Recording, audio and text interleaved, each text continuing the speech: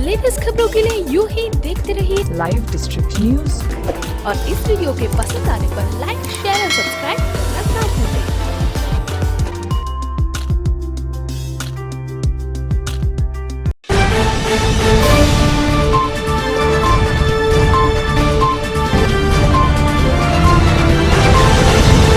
नाबालिग बेटी की 7 महीने बाद भी बरामदगी न होने के कारण धरना प्रदर्शन के संबंध में श्रीमान वरिष्ठ पुलिस अधीक्षक को एक प्रार्थना पत्र। प्रार्थनी की नाबालिग पुत्री दिनांक 10 जनवरी 2021 से लापता है, जिसके संबंध में एक मुकदमा थाना मझोला में पंजीकृत है, लेकिन पिछले 7 महीने से थाना पुलिस घोर लापरवाही कर रही है और प्रार्थनी को झूठे सच्चे आश्वासन देकर गुमराह कर रही है। पुलिस की कार्यप्रणाली से साफ जाहिर साबित होता है कि थाना पुलिस मुलजिमों से मिली हुई है। प्रार्थनी व उसका परिवार बेहद परेशान है और मजबूर होकर 14 जुलाई 2021 दिन बुधवार श्रीमान जी के कार्यालय के सामने धरना देने के लिए मजबूर होगा। देखिए पूरी खबर लाइव डिस्ट्रिक्ट न्यूज पर। मनोज सैनी की रिपोर्ट, मुरादाबाद। क्या नाम है आपका? मेरा नाम कुमकुम है। क्या मामला है? मेरी 13 वर्षीय की नाबालिग का बेटी का 10 जनवरी को अपहरण हुआ है नानी के घर से, काशीराम कॉलोनी से। थाना कौन सा पड़ता है आपका? थाना मझोला। गिरफ्तारी हुई इसमें? किसी की गिरफ्तारी नहीं हुई है। आप क्या चाहती हैं? मैं चाहती हूँ विष्णु शर्मा की गिरफ्तारी, जबकि 16 जून का गिरफ्तारी के वारंट भी ले चुका है पंकज विवेचक, जिसने अभी तक कोई गिरफ्तारी नहीं करी। आप क्या चाहती हैं? मेरी 5 मांगे हैं। जल्द से जल्द मेरी बेटी को बरामद किया जाए, दूसरी विष्णु शर्मा को गिरफ्तार किया जाए, तीसरी उसके सहयोगी को गिरफ्तार किया जाए, चौथी मेरे कुर्टी वारंट इशू करे जाए, पांचवी पंकज विवेचक के खिलाफ सख्त से सख्त कार्रवाई की जाए। आज आप कहाँ पर आई हैं? आज आप कहाँ पर आई हैं? आज मैं एसएसपी कार्यालय के सामने धरने पे बैठी हूँ, क्योंकि मेरी कोई सुनवाई नहीं हो रही। अगर आपकी मांगे पूरी नहीं हुई तो आप क्या करेंगे? मैं यहीं बैठी रहूँगी जब तक मेरी मांग पूरी नहीं होगी, रात में भी और दिन में भी।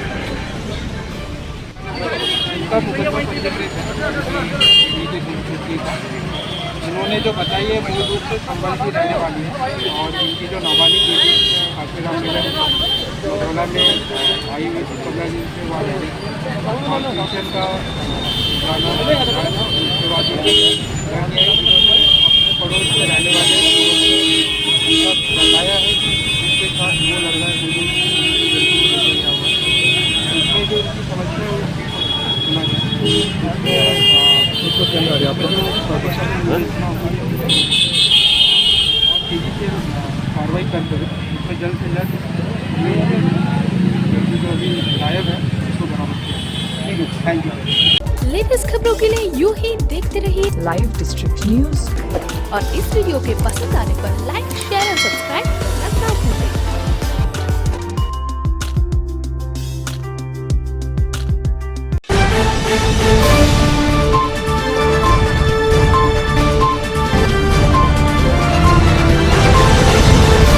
आज शिवसेना मुरादाबाद द्वारा किसानों की मांगों के समर्थन में जिलाधिकारी को एक ज्ञापन। शिवसेना उत्तर प्रदेश इकाई अवगत कराना चाहती है कि दिल्ली बॉर्डर सहित जनपद बार किसान महीनों से धरनारत हैं, लेकिन शासन प्रशासन किसानों की मांग मानना तो दूर उनसे वार्ता के लिए भी तैयार नहीं है। लगता है शासन प्रशासन तानाशाह हो गया है और ये लोकतंत्र में सही कदम नहीं। सैकड़ों की संख्या में किसान धरनारत रहकर धरना स्थल पर ही मृत्यु को प्राप्त हो चुके हैं, लेकिन सरकार इन सबसे चुप्पी साधकर प्रयास में है कि किसानों का उत्पीड़न कैसे हो। इसका साक्षात उदाहरण है कि जहां किसानों को गन्ने का भुगतान अभी तक भी नहीं हो पा रहा है, वहीं सरकार लगातार डीजल के दाम बढ़ाकर किसानों की कमर तोड़ने का काम कर रही है। इससे किसानों सहित आम जनता में भी आक्रोश व्याप्त होता जा रहा है, जो पूरे देश में कानून व्यवस्था के लिए भी खतरा है। जानकारी के लिए देखिए पूरी खबर लाइव डिस्ट्रिक्ट न्यूज पर। अनिल कुमार के साथ मनोज सैनी की रिपोर्ट, मुरादाबाद। किसान आंदोलन चल रहा है, सरकार सोई हुई है, किसानों की सुध लेने को तैयार नहीं है, गन्ने की पेमेंट नहीं हो रही है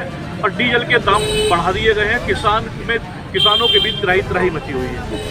इसीलिए जहाँ जहाँ किसान धरने पर है, जिन जिन जनपदों में, वहाँ अपने प्रदेश पदाधिकारी पहुंचकर किसानों का समर्थन कर रहे हैं। आपने देखा होगा दिल्ली में जब किसान आंदोलन का प्रारंभ हुआ था और किसान धरने पर बैठे थे, हमारे राष्ट्रीय प्रवक्ता और सांसद संजय राउत साहब खुद पहुंचे थे और उन्हें समर्थन दिया था। आज भी मुंडा पांडे में जो किसान आंदोलन के रूप में किसान धरने पर बैठा हुआ है, आज पूरी शिवसेना इकाई मुरादाबाद की उनके साथ में स्वयं भी किसानों के बीच पहुंच रहे हैं, उन्हें समर्थन देंगे और उनके आंदोलन में उनके साथ कंधे से कंधा मिलाकर शिवसेना साथ रहेगी। तो क्या मानते हैं सर, मतलब ये किसानों की मांगें पूरी नहीं हो पा रही इस बीजेपी की सरकार में? ये तानाशाही है, घमंड है। सरकार घमंड में चूर है और तानाशाही अपनी दिखा रही है। कोई भी व्यक्ति हो, मैं कह रहा हूँ किसान ही नहीं, कोई आम व्यक्ति भी अगर कोई अपनी मांग रखता है तो सरकार को सुनना चाहिए और सरकार को उसकी मांग माननी भी चाहिए। लेकिन यहाँ तानाशाही और घमंड दोनों दिखाई दे रहे हैं सरकार के। ये अगर नहीं मानी जाएगी किसानों की मांग तो दोनों चीज़ें टूटेंगी, घमंड भी टूटेगा और तानाशाही भी खत्म होगी। आने वाले चुनाव में क्या क्या मतलब क्या कहना चाहिए, मतलब किसान किस तरह से रणनीति बनाए? किसान जवाब देंगे और जवाब देने का काम शुरू हो गया है।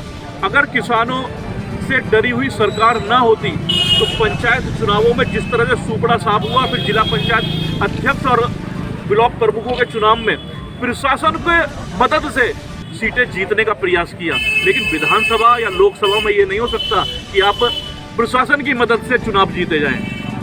घमंड आपका टूटेगा और तानाशाही आपकी खत्म होकर रहेगी। ये मान के चले जाना आने वाले चुनाव में कहीं ना कहीं असर पड़ेगा मोदी सरकार? पूरा सबक सरकार को मिलेगा। या तो सरकार किसानों की मांग को मानेगी, नहीं तो सबक सरकार को मिलेगा। सरकार के जाने का समय तय हो जाएगा। तो शिवसेना का क्या रोल है? शिवसेना किसानों के साथ है, किसानों की हर मांग के साथ है, किसानों के हर आंदोलन के साथ है। लेटेस्ट खबरों के लिए यूं ही देखते रहिए Live District News. और इस वीडियो के पसंद आने पर लाइक, शेयर और सब्सक्राइब करना ना भूलें।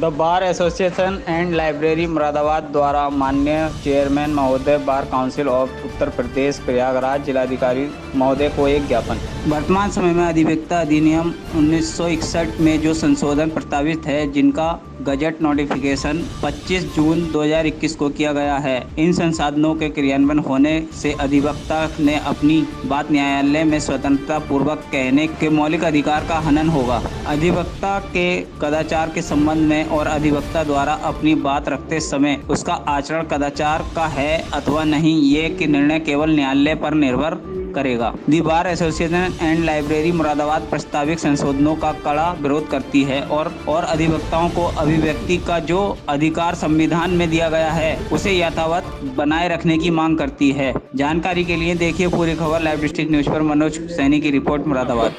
आदेश श्रीवास्तव, अध्यक्ष बार एसोसिएशन लाइब्रेरी। सर आज किस चीज़ को लेकर ज्ञापन दिया गया?